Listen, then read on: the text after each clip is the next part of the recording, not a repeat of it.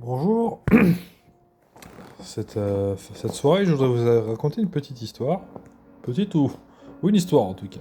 L'histoire des guerriers fantômes. C'était des guerriers qui existaient à la période acadienne. C'est une histoire qu'on m'a racontée, on va dire, ou qu'on m'a fait parvenir.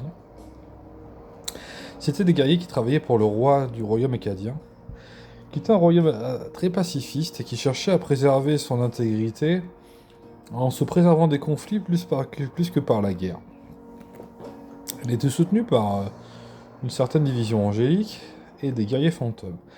Les guerriers fantômes ont un peu échappé à l'histoire, comme une bonne partie de l'histoire du royaume acadien, par des disparitions de documents historiques en masse, enfin en masse. Pour l'époque, c'était des disparitions en masse, qui ont laissé assez peu de traces de beaucoup de choses. Il y a beaucoup d'éléments qui sont flous par rapport à la période acadienne, d'éléments qui restent à prouver, d'éléments qui sont flous, d'éléments qui ont disparu, d'éléments qui sont incohérents.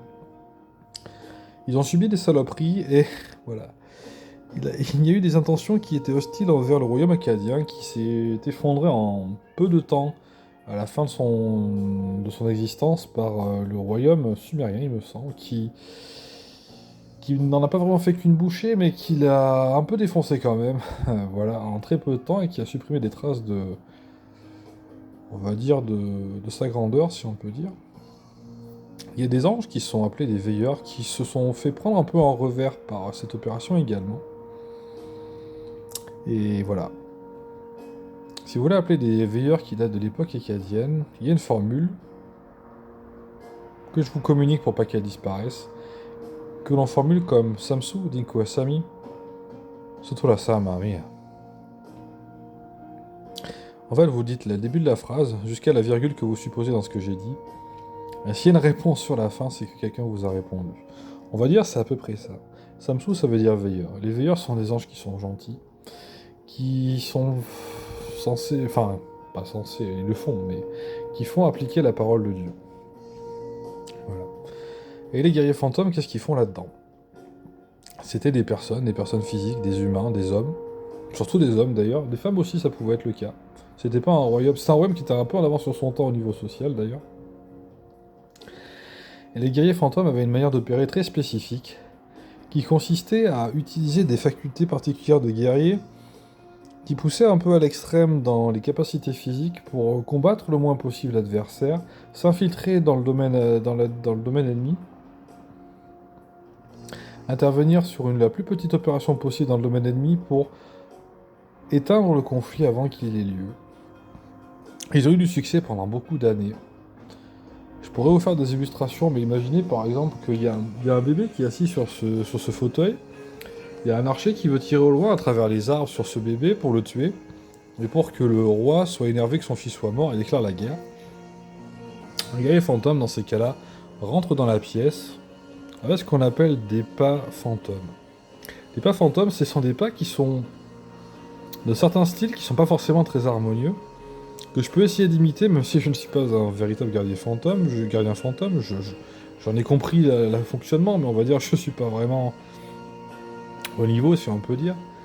Mais des pas fantômes qui ont pour but d'être furtifs et de faire des grandes distances en un minimum de temps en faisant le moins de bruit possible. Des grands pas qui font peu de bruit, qui sont très amortis quand on marche, qui demandent des grandes capacités physiques parce que c'est très physique à effectuer comme pas. Il comptait littéralement les pas qu'il faisait quand il rentrait dans des pièces, et là l'opération aurait consisté à déplacer le bébé pendant que l'archer ne regarde pas et que personne ne regarde, le mettre à un autre endroit de la pièce où la maman du bébé se dit «Ah tiens, j'avais mis là, je me rappelais plus». Voilà, typiquement quelque chose comme ça. Une toute petite opération, si possible la plus petite possible, et que le bébé se fasse pas tirer dessus parce qu'il n'y a pas langue pour l'archer par exemple. Que le bébé survive et que la guerre n'ait pas lieu. Typiquement, c'est un scénario qui peut arriver, qu'on m'a présenté quand on m'a expliqué un peu qui étaient les gardiens fantômes. Je vais essayer de vous illustrer ce que c'est que des pas fantômes et une opération d'un gardien fantôme quelconque. Enfin, quelconque. Par exemple, dans ce cas-là, dans des capacités qui sont les miennes, je suis plus mago que guerrier, donc on va dire. Je dirais que ça s'invente pas comme pratique, hein. C'est physique, mais je vais essayer de faire quelque chose qui y ressemble, pour vous donner quelque chose dans l'esprit de la chose en essayant de ne pas être ridicule. Alors de ces guerriers qui étaient plus que méritants et qui, au lieu de combattre dans les guerres, combattaient avant qu'elles aient lieu. Et en tuant le moins de personnes possible. Pour arriver qu'ils neutralisent des gens, c'était souvent non létal. Et ils intervenaient de manière furtive, en faisant la plus petite opération possible pour que la guerre n'ait pas lieu grâce à leur opération. Voilà. Typiquement, un pas fantôme, ça ressemble un peu à ça.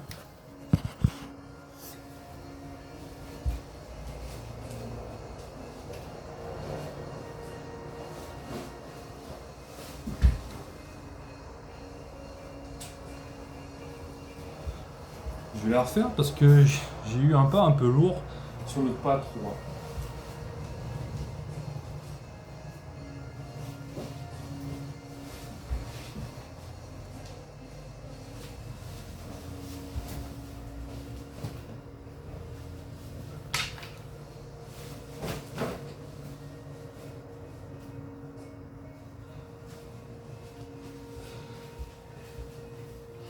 Vous avez compris que le chat était un peu le bébé dans l'histoire, j'ai improvisé au passage.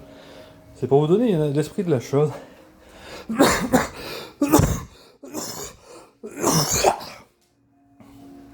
Là, c'est un peu exagéré. Parce que j'ai mangé du chocolat et que j'ai une hernie hiatale. Mais l'idée aussi, c'est qu'on récupère son souffle souvent après l'opération, quand on est essoufflé. Les guerriers fantômes avaient une faculté qui consistait à absorber le déficit d'endurance qu'ils avaient durant l'opération et en accuser le contre-coup après. Et ça pouvait s'entasser jusqu'à leur causer des douleurs cardiaques ou des difficultés respiratoires. Une fois l'opération effectuée, il fallait généralement qu'ils calculent à quel endroit ils récupèrent. Ce que j'ai pas forcément fait de manière très représentative ici, mis à part en toussant comme un gros porc. L'idée c'est que voilà, ils récupèrent après, pas forcément très lentement, même parfois, mais souvent plus vite que d'autres personnes, mais je fais un pied de guerrier fantôme. Gardien fantôme, j'ai appris un petit peu, mais ça fait longtemps que j'ai pas pratiqué, c'est très physique. Pour les vrais guerriers, je dirais. Justement. Et voilà. Je pense que vous avez présenté le gros de la chose. Après, les gardiens fantômes se réunissaient dans des repères extrêmement discrets, avec souvent juste un petit signe gravé quelque part pour marquer que c'est ici. Ils se réunissaient entre eux, un peu par la force des choses, en passant tous au même endroit par hasard, mais ils se parlaient pas forcément. Ils avaient tendance à parler très peu. Vivaient de manière extrêmement humble, en mangeant pas grand chose et avec très peu d'argent. C'était pas des milliardaires. Et ils vivaient de peu, ils vivaient de vertu, ils vivaient de principes. De principe de préserver la paix, de principe de préserver leur royaume. Ils avaient une sorte de vœu d'anonymat qui consistait à jamais dire qu'ils en sont. Contrairement à moi qui n'en suis pas vraiment un, on peut dire que je suis plutôt un historien dans la chose. Même si bon, je suis très sensible à leur cause, mais je pense que j'aurais du mal à faire leur performance car ça serait nécessaire pour faire ce qu'ils faisaient, mais je pense que c'est à saluer parce que c'est une excellente initiative qu'avait ce royaume acadien. De créer ces guerriers fantômes. Gardiens fantômes, pardon. Guerrier, ça existe aussi, mais gardiens fantômes surtout. Ils gardaient le royaume. Ils gardaient le royaume, mais ils sortaient du royaume. Ils ne gardaient pas en restant devant la porte. Ils étaient typiquement jamais devant la porte, si on peut dire. Ils étaient souvent déguisés, avec des châles, avec des choses. Et en fait, le principe, c'est qu'ils n'étaient jamais passés. Et ils n'existaient pas non plus. C'était un peu comme des agents secrets. C'était un peu les premiers agents secrets, si on peut dire, ou parmi les premiers. Sauf que c'est un peu pareil dans certains cas, mais dans leur cas, c'était des opérations physiques, manuelles, qu'ils faisaient pour neutraliser les conflits, en préservant les vies, en écartant des objets, en récupérant des plans. Ça peut être du vol, ça pouvait être du vol ou des petites choses, mais qui ne se voyaient pas et qui n'attisaient pas plus le conflit qu'avant qu'ils interviennent, bien sûr. Le but, c'était d'éteindre les conflits. Donc les actions qu'ils faisaient étaient très mesurées, et c'était un peu la Ocean's 11, vous voyez, Ocean's 12, voilà, des sortes de grandes casses où il n'y a pas grand chose à gagner à part que les gens se tirent pas dessus. Je dirais force et honneur à eux et longue vie aux gardiens. Longue vie aux gardiens fantômes. Ils étaient peu, quelques dizaines la plupart du temps, voire une dizaine. Il y avait une rotation. Et on peut dire qu'ils chômaient pas. Ils chômaient pas, ils n'avaient pas le temps de beaucoup s'occuper d'autre chose. C'était des vies d'abnégation et des vies remarquables. Ils étaient peu. Ils ont été environ une trentaine dans l'histoire du royaume acadien, un peu plus. Et la longévité du royaume acadien et la paix, la paix relative dans laquelle il a existé avant de se faire roucouler, si on peut dire, en grande partie lié à ses gardiens fantômes. Et l'attrait pour des veilleurs pour ce royaume était en partie lié à son pacifisme. Son pacifisme, c'est son attitude par rapport au royaume voisin, qui était basé sur la négociation et la préservation des conflits en essayant de jauger un peu qui c'est qui allait poser problème, en évitant qu'ils le fassent, mais en les tuant très rarement. La plupart du temps, c'était en les convainquant ou en les forçant par la force des choses de... Ce ne sont pas ces druides que vous recherchez, de faire autre chose que ce qu'ils voulaient faire, voilà. Vous allez rentrer chez vous et réfléchir à votre vie, voilà, typiquement. Sauf qu'ils parlaient pas. Ils parlaient pas aux gens, ils n'étaient pas juste pas passés, ils n'existaient pas. Ils n'étaient pas reconnus officiellement par le royaume. Et ils le préservaient dans l'ombre, voilà. On peut dire que c'est un peu les premiers agents secrets, mais c'est d'une autre trempe, je dirais que... Sans vouloir critiquer les agents secrets qui ont beaucoup de mérite, qui ont un peu le même genre de vie dans beaucoup de cas, c'était des gardiens du royaume. C'était un autre genre de chose. C'était à la fois guerrier, à la fois physique, à la fois franc, direct, et en même temps invisible. C'était... Voilà, ils rentraient en plein milieu du territoire ennemi, en plein milieu des forces ennemies, et quand ils se faisaient gauler, des fois ils essayaient de se sauver la vie les uns les autres en découvrant qu'il y en a un qui est à côté d'eux et qui se reconnaissait. Mais... compliqué, très compliqué. Parfois quelques-uns ont réussi à se faire sauver. Il y en a un qui était très connu pour avoir fait 2 opérations sans se rater. Il raisonnait souvent en termes de pourcentage de réussite. C'est-à-dire, là j'ai 90% d'en sortir vivant, et de réussir ce que je fais.